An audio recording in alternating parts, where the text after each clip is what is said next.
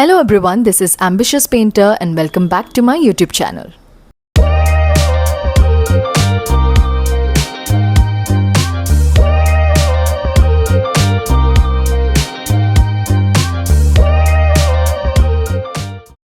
So today's video is a real thing for me because I'm filming myself for the first time, but honestly I'm super excited about it.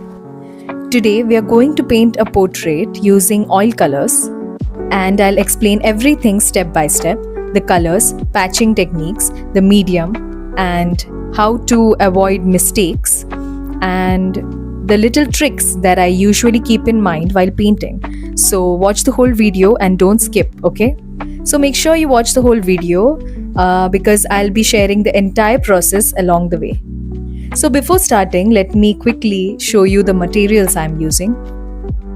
Flat hog hair brushes, oil palette, oil sheet, linseed oil, rough cloth, Camlin artist oil colors. Okay, so this is an oil sheet and I've already taped the borders with masking tape. I'm using a thicker flat hog hair brush and I'm starting with the basic outline, trying to understand the overall proportion of the portrait. At this stage, I'm mainly focusing on the placement of the head, the body, and the overall shape instead of going into the details. I'm trying to observe how much space the portrait will occupy on the sheet and keeping the drawing very simple and loose in the beginning. Like the angle of the head, the placement of the shoulders, and the overall structure of the portrait. Instead of drawing too much, I'm directly blocking the form with paint.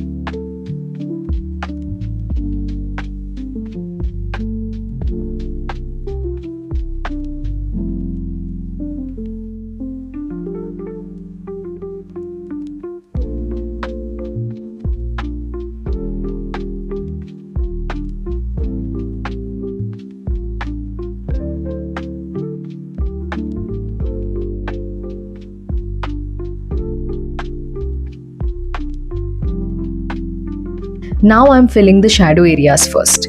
I usually like to establish the dark masses early because it helps me understand the depth and volume of the face. For the shadow tone, I'm mixing a slightly warmer color using burnt sienna, a touch of cerulean blue, and yellow ochre. This combination gives a natural warmth to the skin shadows instead of making them look flat or grey.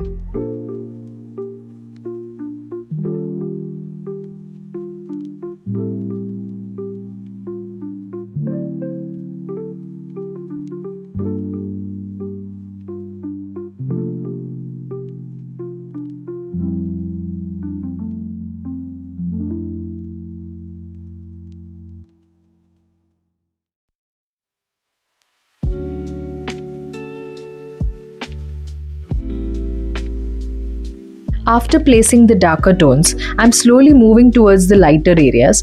I'm taking a lighter skin tone and softly blending it into the shadow region so the transition feels natural. At this stage, I'm not adding sharp details yet. I'm mainly trying to build the form, match the skin tone, and fill the major areas properly before refining the portrait further.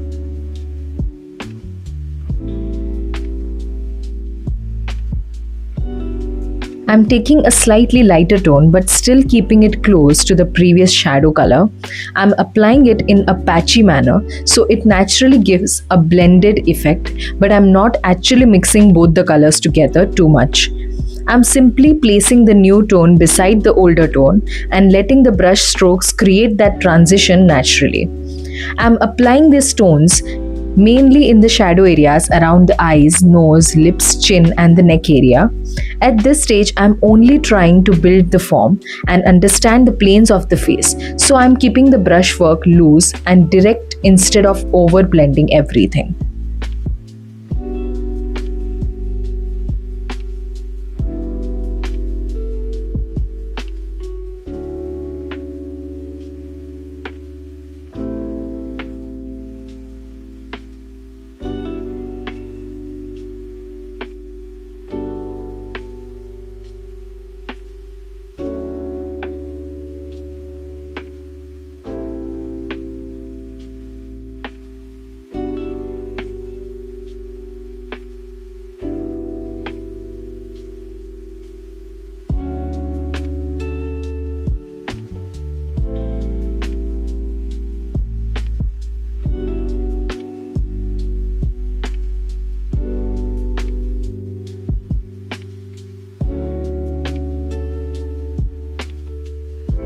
After this step, the next step is applying the base tone for the lighter areas of the portrait. For this, I'm mixing some basic skin tones using orange, yellow, and white. Before starting the lighter areas, it's better to use a fresh brush or properly clean your brush first so the darker shadow colors don't get mixed into the lighter skin tones. While applying the skin tones, it's important to observe the tonal values and the different hues present on the face. Every area of the face has slightly different temperature variations. For example, near the forehead where the hair growth starts and around the chin and mustache area, the tone usually appears slightly greenish or yellowish. So in those areas, I'm adding a little more yellow and slight green undertone to the skin mixture. Near the cheeks and around the nose, the skin becomes comparatively warmer and slightly reddish, so there I'm adding a little red into the skin tone before applying it. Even in the chest area, the tones are usually warmer, so I'm keeping that color variation in mind while blocking the lighter areas.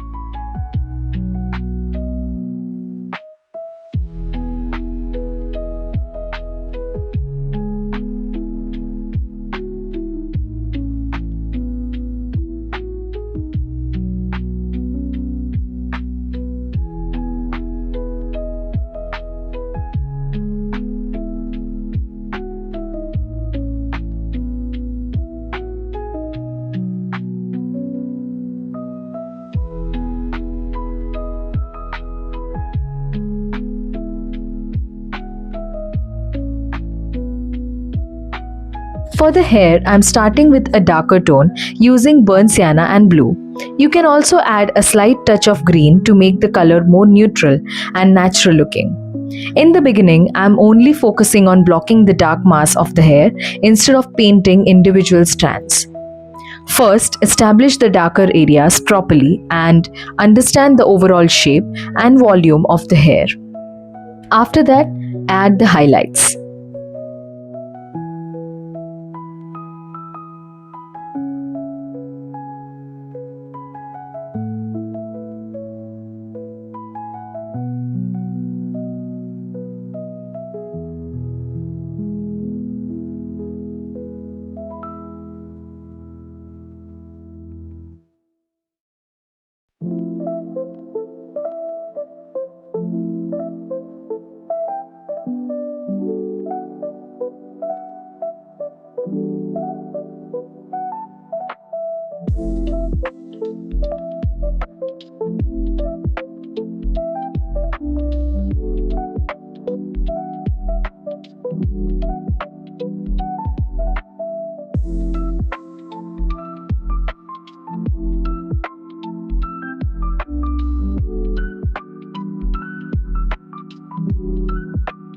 For the lips, I'm mixing Crimson Lake with a little bit of blue and adding a slight touch of white to control the intensity of the color.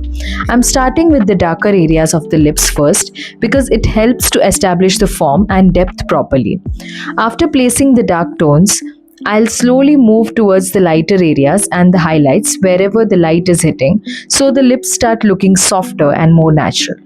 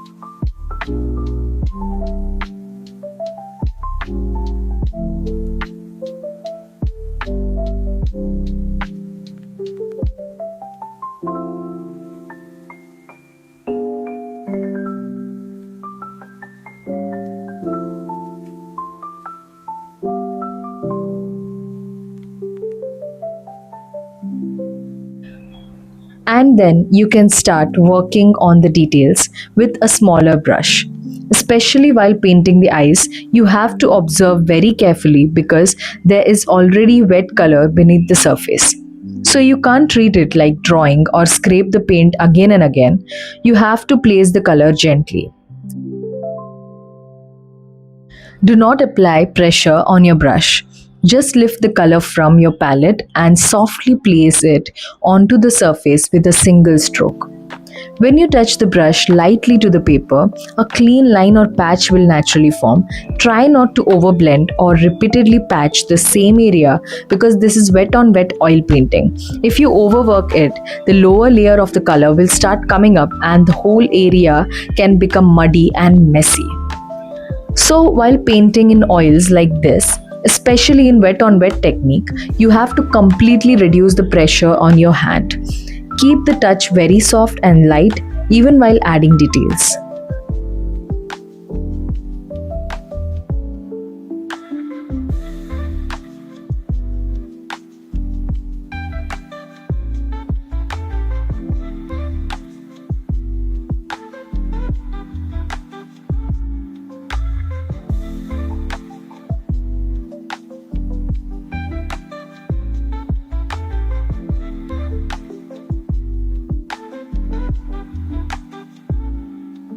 Now, at this stage, you already have the lighter side of the face and the darker side of the face. But right now, it may look slightly cut out because there's a direct separation between light and dark. So, the next step is adding the middle tones and transition tones between them. These middle values help connect the shadows and highlights naturally and make the portrait look more realistic. So I'm slowly adding more tonal variations and more color patches between the darks and lights. Once these transitions are added properly, the portrait starts coming together as a complete face. Try to observe how I'm placing the color patches and follow the same process while painting your own portrait.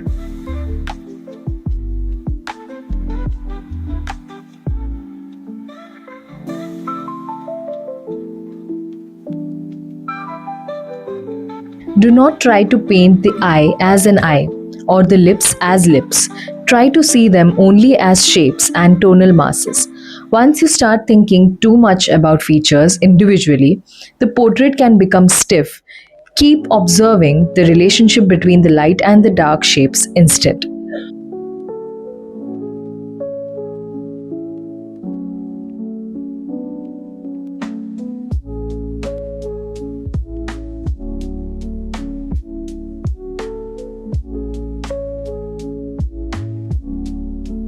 While painting, keep stepping back from your work after every few minutes.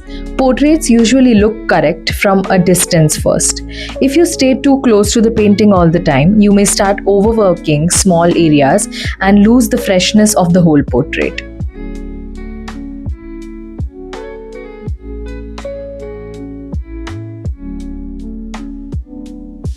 Try to reserve strongest highlights for the end.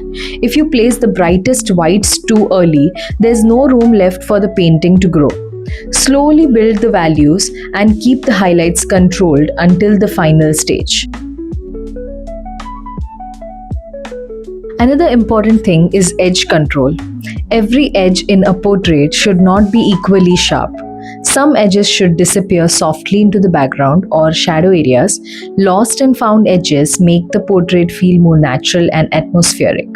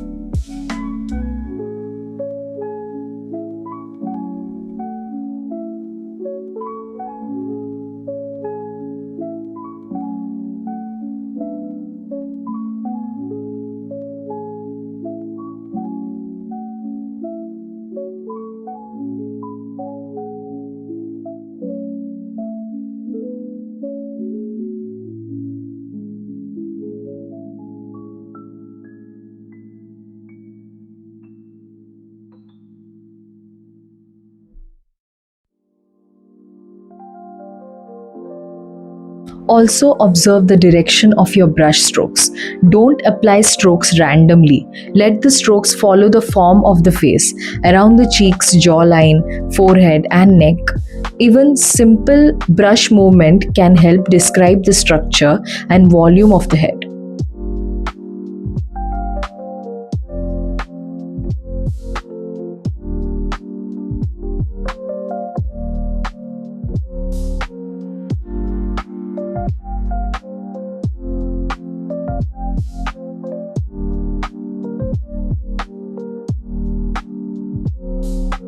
And while painting skin, avoid making it too smooth everywhere. Slight broken patches of color and visible brush strokes can actually make the portrait feel more alive and painterly.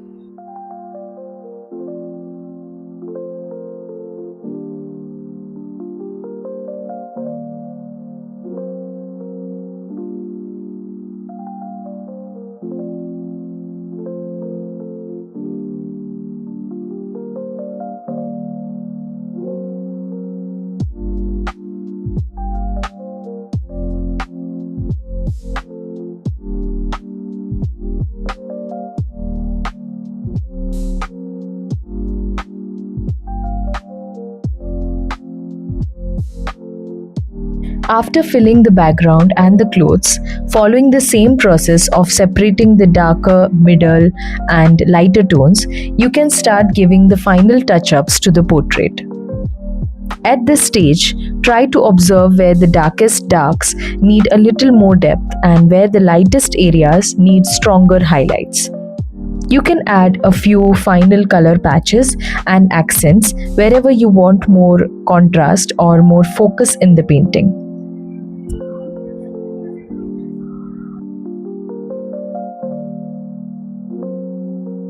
These small adjustments help bring more life and clarity to the portrait. Try not to overwork the surface at the end. Just place the final touches carefully and keep the brushwork fresh. And after that, you can finish up the painting.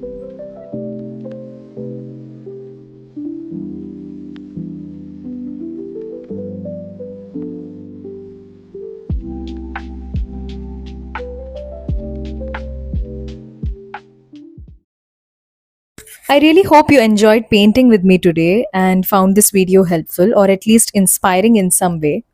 If you want more portrait painting videos, oil painting processes, art talks, creative content, then let me know in the comment section. Do not forget to like, share, and subscribe to my YouTube channel. This is Ambitious Painter signing off. Thank you.